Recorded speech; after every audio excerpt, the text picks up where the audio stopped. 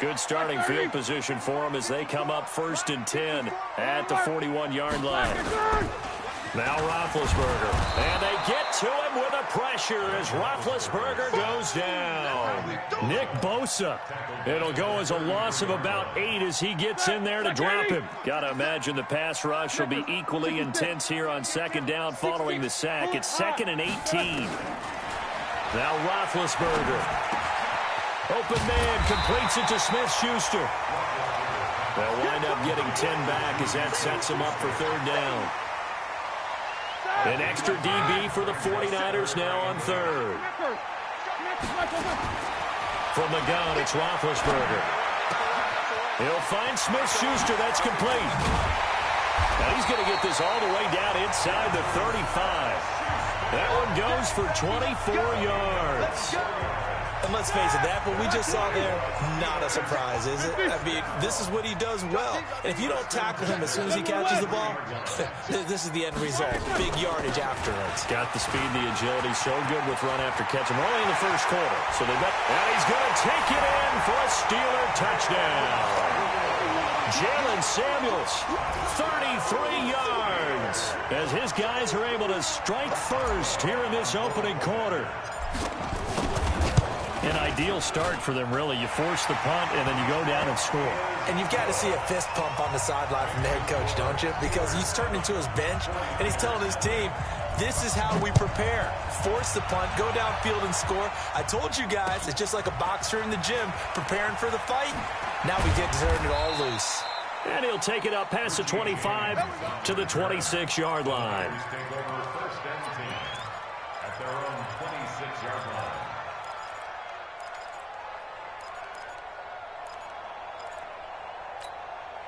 The 49er offense set to get this drive underway. And a 3-and-out on that first drive. We'll see if they can do better here. They should have a better opportunity because the nerves should be settled now. That first series, everybody goes out with a little extra emotion. So now they get a chance to go back out and say, okay, now we're into the game. Let's go play and play as best we can. You almost get a mulligan then on that first drive? Sometimes it absolutely serves that way. You get a second opportunity.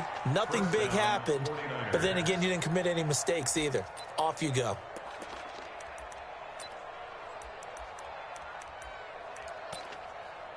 So one play, and they're already just shy of midfield.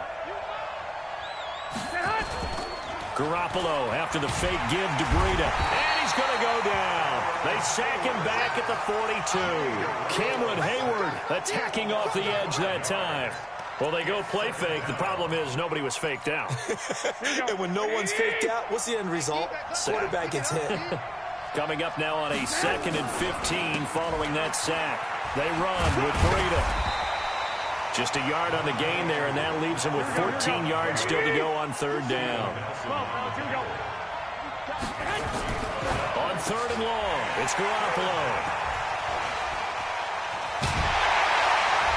And the return will be stopped at the 34-yard line. Well, Brandon, there's no question who they're going to look to on 3rd and long, but you can bet this defense knows that as well, so they've got him blanketed downfield. And this ball winds up being intercepted. After the interception, here's Roethlisberger. That'll be taken in there by James Washington. And brought down, but not before they're inside the 25. 12 yards that time at a Pittsburgh first.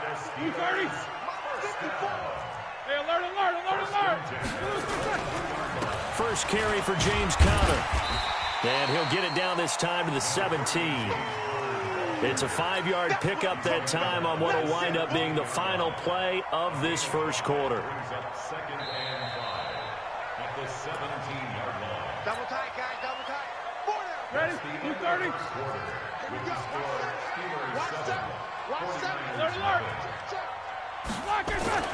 From the 17, Roethlisberger.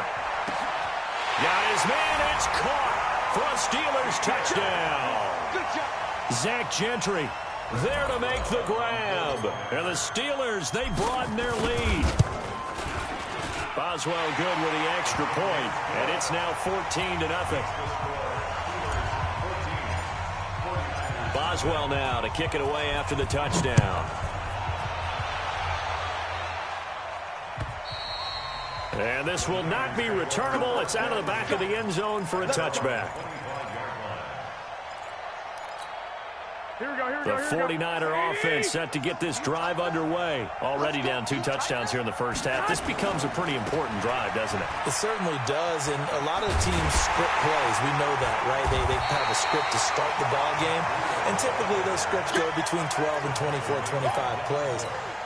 Down 2 touchdowns early, probably not very deep into their script. I think that they'll stay with it. I don't think they'll abandon it just yet and try and generate some offense on this drive. Anything. At least 3 points. Get that 0 off the board. On 2nd and 12.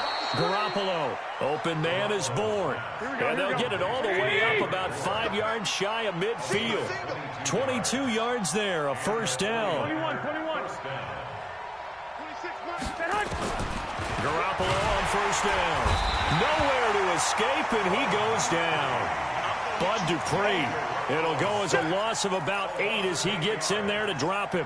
I'm starting to feel for that quarterback back there. I mean, you know me. Normally, don't have a lot of empathy for the QB, right? In this case, definitely. He's been on constant duress this entire game. I don't know how he's surviving back there. And to think, there's still a long way to go in this football game. Sacks, a growing theme in this first half. This is 2nd and long. Looking to throw. Garoppolo. And they will not get the connection there. It's incomplete. He was hoping to get that one to Tevin Coleman in space. And that takes us from 2nd to 3rd down.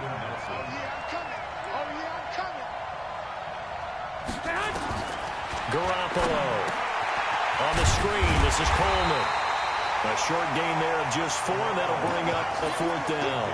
Instead of throwing it downfield, Charles, they just tried to dump it underneath there. You like the call? I do. I think it's a high-percentage play because you get the completion, and what you're counting on is your back to use his legs and his elusiveness to make people miss and pick up the first down. In this case, it didn't happen.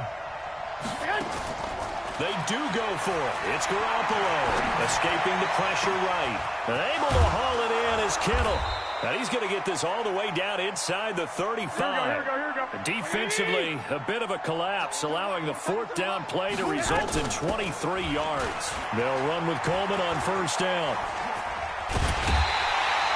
A loss of 2 there, 2nd down. Another example right there how this defense really is winning the entire game at the point of attack. Yeah, right there at the line of scrimmage because they are dominating it. It allows their interior guys to get upfield and spill into the backfield. So how are you going to combat that? You know, people say bring in your tight end, keep him in. Your running backs, they have to step forward. Bottom line, your offensive line has to block them. A 50-50 ball here, and it's intercepted. The safety, Terrell Edmonds, picks it. Well, let's get back to the playoff picture. We talked about the AFC. Let's look at the NFC. Still, that race starting to come into focus. We know most of the teams, Seahawks, 49ers, Saints, and Packers all are in. Vikings in good shape. How do you handicap this race? It seems like anyone can beat anyone. I think you're spot on because if you were going into the playoffs with these teams that we're going to talk about, who would you make the absolute favorite? It could be anyone, right? It could be Seattle. It could be San Francisco. It could be New Orleans. I know Minnesota's probably going to come in as a wild card. Green Bay will come in as a division champ, it looks like. But bottom line is Dallas or Philadelphia's got to win the NFC East. And I don't know that anyone wants to go to their home field and play when they have to play in a divisional game. So when it comes to, when you get it all together, and maybe that would be a wild card, I would guess, because they'd be the 4th team in. But when you put it all together, it is absolutely wide open about who wins the NFC and represents for the Lombardi Trophy. A gain there of 21 yards. On 1st and 10, it's Roethlisberger. Into heavy traffic, and it's intercepted. Picked off by Quan Williams. And they are going to set up shop at the 32-yard line. Well, Charles, while we have a second, you know, we talked about the NFC playoff picture, but I wanted to get your thoughts on a hot topic right now in NFL circles. That's awarding a home game to every division winner, regardless of record. It's happened twice in this decade that we've seen a 7-9 team in Seattle get a home game and a 7-8-1 Carolina team get one.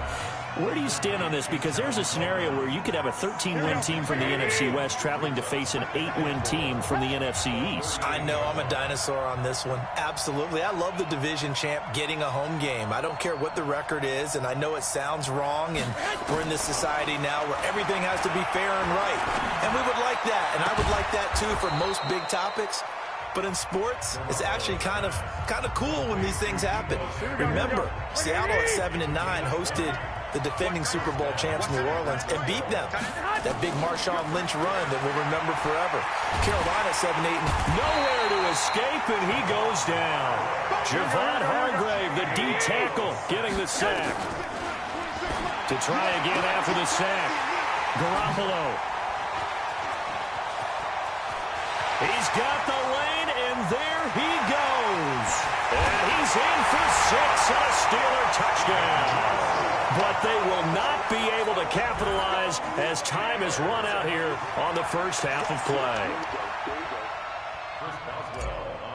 Partner, what we just saw, that's a great example of a team that was really amped up.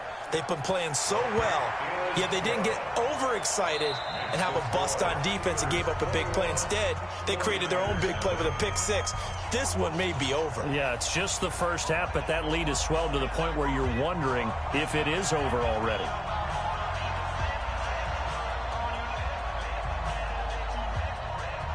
So tied for the second half as the Steelers have the lead, and they will also be receiving the football here to start the third quarter. This is taken at his 4. And not a bad return here. He gets it out to the 25-yard line.